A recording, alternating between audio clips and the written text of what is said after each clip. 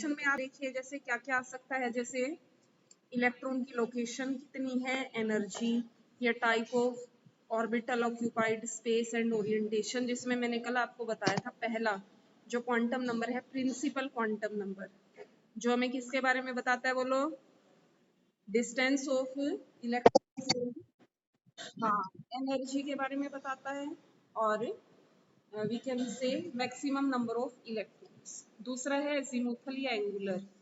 अब देखो एजीमुथली एंगुलर हमें बताता है सब शेल्स के बारे में, एंगुलर मोमेंटम के बारे में, रिलेटिव एनर्जीज के बारे में, ठीक है, या शेप्स क्या होंगी। और इसमें मैंने आपको कल फॉर्मूला लिखा था, देखो सब शेल्स क्या होती है, जैसे एक मेन शेल होती है ना प्रिंसिपल, उसके नीचे पाई जाती हैं सब शेल्स, ठीक है। नहीं, देखो वैसे हाँ, जो सबसे ऊपर है वो तो जैसे के शेल हो गई, ठीक है, इसके शेल के अंदर आगे मिलेंगी सब शेल्स, ओके, के शेल में ही क्या होती हैं सब शेल्स, पर वैसे नहीं बनाते हैं हम इनको, वैसे आप डायग्राम तो ऐसे ही बनाते हैं ना, सिर्फ जो डायग्राम है वो तो आप सिंपल ऐसे ही बना देते हो, भाई सेंटर में न्यूक्लियस है, फिर हमने क्या बना दी है, शेल्स बना दी। ये जो सब शेल्स है इनको हम इसमें शो नहीं करते एक्चुअली, ठीक है, इसमें हम इनको शो नहीं करते, वैसे हम पढ़ते हैं भाई मेन के साथ क्या प्रेजेंट होती है, सब शेल्स प्रेजेंट, ओके। अब सब शेल कितनी होती हैं, जैसे S P D F G H, ये सारी सब शेल्स है, ठीक। इनके लिए एल की वैल्यू दे रखी है 0 1 2 3 4 5। कैसे निकालते हैं, एन, जैसे एल निकाला ना में, ये होता है सब शेल के लिए, ठीक है, एल किसके लिए होता है, बोलो, सब शेल। कैसे कैलकुलेट करते हैं, n minus one, main shell में से अगर एक आप माइनस करते हो ना तो वो क्या जाता है आपका सब शेल, ओके। जैसे देखो अगर आप वन में से वन माइनस करोगे कितनी आएगी, बोलो, जीरो। अब हमेशा याद रखना जीरो का मतलब होता है एस सब शेल, आया समझ में, ठीक है, जीरो का मतलब।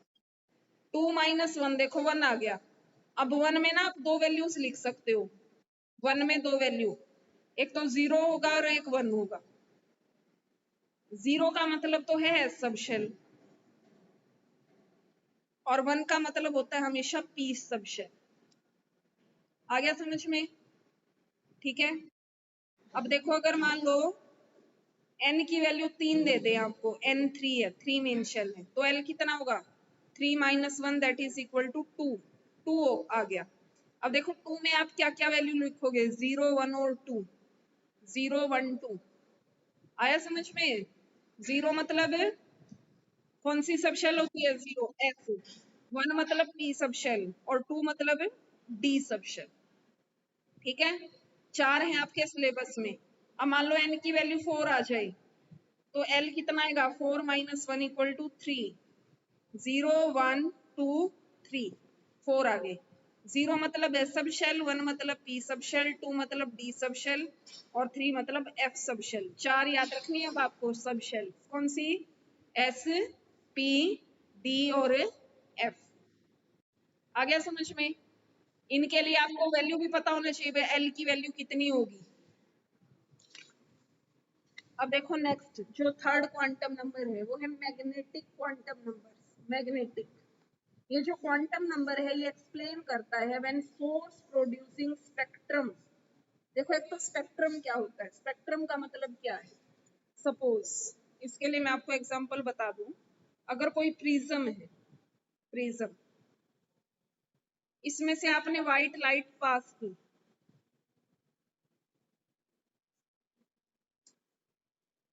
आप देखते हो ये 7 बैंड्स में, 7 लाइट्स में विबग्योर हो जाता है ना, तो इस टाइप के पैटर्न को हम कहते हैं स्पेक्ट्रा। क्या कहते हैं हम, spectra means splitting of white light into 7 colours.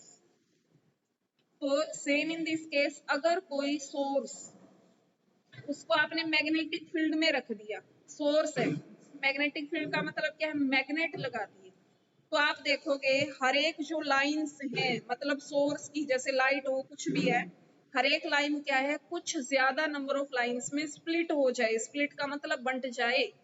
जैसे एक व्हाइट लाइट 7 कलर्स में स्प्लिट हो गई ना, तो यहाँ पर भी किसी सोर्स से वो कितने में स्प्लिट हो जाए, अगर नंबर ऑफ लाइंस में स्प्लिट हो जाए तो इफेक्ट कहलाता है जीमन इफेक्ट। जीमन, अब जीमन का मतलब आप कैसे लिखोगे, when source producing A spectrum is placed in magnetic field, then each line split into a number of lines.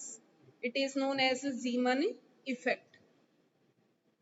An electron due to its orbital motion, क्योंकि इलेक्ट्रॉन में कौन सा मोशन है, ऑर्बिटल है ना, इलेक्ट्रॉन रिवॉल्व करता है, तो वो अपने चारों तरफ एक फील्ड जनरेट करता है। कौन सी फील्ड होती है, देखो उसमें इलेक्ट्रिक फील्ड होती है। जब इलेक्ट्रॉन रिवॉल्व करता है तो इलेक्ट्रिक फील्ड जनरेट करता है। ये electric field produces a magnetic field. अब ये इलेक्ट्रिक फील्ड एक फील्ड और जनरेट करता है, कौन सी फील्ड है, जो magnetic field. When interact with external magnetic field, कब, जब आप उस इलेक्ट्रिक फील्ड के पास क्या ले जाते हो, किसी मैग्नेटिक फील्ड को ले जाओगे। और इस तरीके से इलेक्ट्रिक और मैग्नेटिक फील्ड का एक दूसरे की तरफ ओरिएंट, ओरिएंट मतलब झुकना, समझ आ रहा है तुम्हें। 10 under influence of external magnetic field क्या होगा, जो इलेक्ट्रॉन्स हैं वो एक पर्टिकुलर रीजन में अपने आप को ले जाएंगे, जिसको हम क्या नाम देते हैं, बोलो, ऑर्बिटल्स। क्या नाम देते हैं हम इनको, ऑर्बिटल। तो मैग्नेटिक क्वांटम नंबर देखो हमें इसी के बारे में बताता है, preferred orientation of electrons present in A subshell. Subshell में इनकी ओरिएंटेशन मतलब इनकी शेप कैसी होगी। हर एक ओरिएंटेशन किसी ऑर्बिटल की हमें बताती है, मैग्नेटिक क्वांटम नंबर इसके बारे में हमें बताएगा। अब देखो मैग्नेटिक क्वांटम नंबर को हम लिखते हैं लेटर एम से, एम से, ठीक है। और इसकी वैल्यू हो सकती है -L से +L इंक्लूडिंग 0। जैसे देखो आप, सपोज ये न्यूक्लियस है, न्यूक्लियस के अराउंड क्या प्रेजेंट है, बोलो, इलेक्ट्रॉन्स, ठीक। इलेक्ट्रॉन्स ने कौन सी फील्ड जनरेट की, बोलिए, इलेक्ट्रिक फील्ड।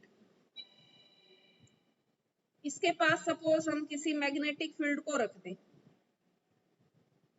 तो क्या होगा, जो इलेक्ट्रॉन्स हैं वो मैग्नेटिक फील्ड की तरफ ओरिएंट होंगे, झुकेंगे। And they will acquire different shapes, इनकी शेप अब अलग अलग हो सकती है सब शेल्स के अंदर, जिसको हम क्या कहते हैं, ऑर्बिटल्स। क्या कहते हैं, बोलो इनको, ऑर्बिटल, ठीक है।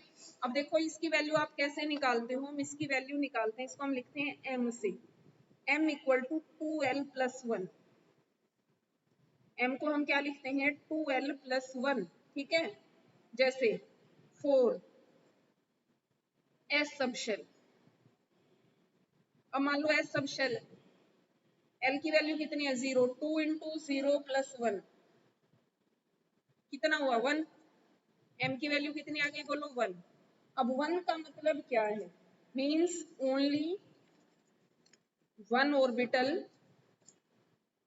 Called s orbital.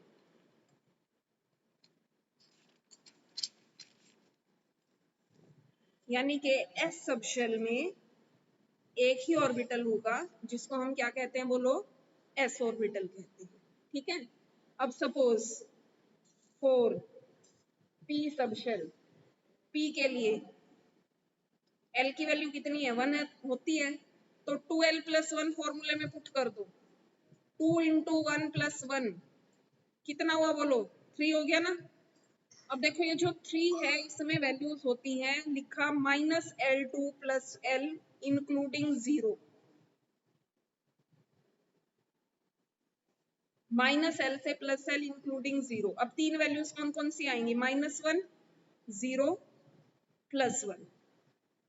आ रहा है समझ में, ठीक है। -1, 0, +1, it means it has 3 orbitals. इसका मतलब इसमें 3 ऑर्बिटल है, सब शेल में, p सब शेल में 3 ऑर्बिटल हैं, s सब शेल में एक ही ऑर्बिटल है।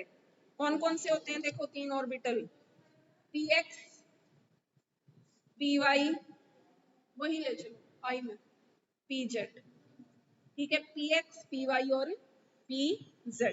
आ गया समझ में।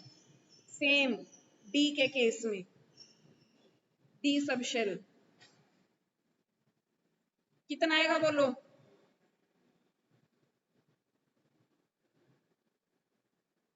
कितना आएगा?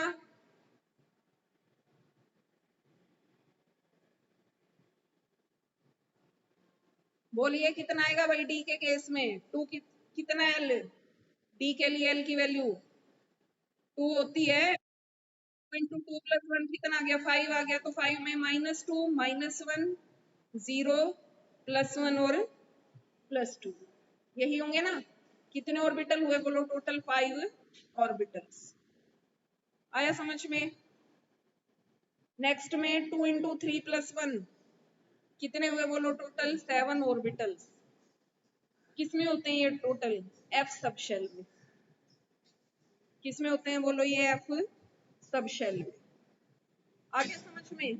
जैसे देखो ये वैल्यूज दी हुई है orbital px py pz। D के ऑर्बिटल है dz2 dxy dyz dx2y2 dxy। ये वैल्यूज दी हुई है ना जो मैंने अभी बताया, 0 के लिए 1 2 +2 -2। ओके, चला ये पता?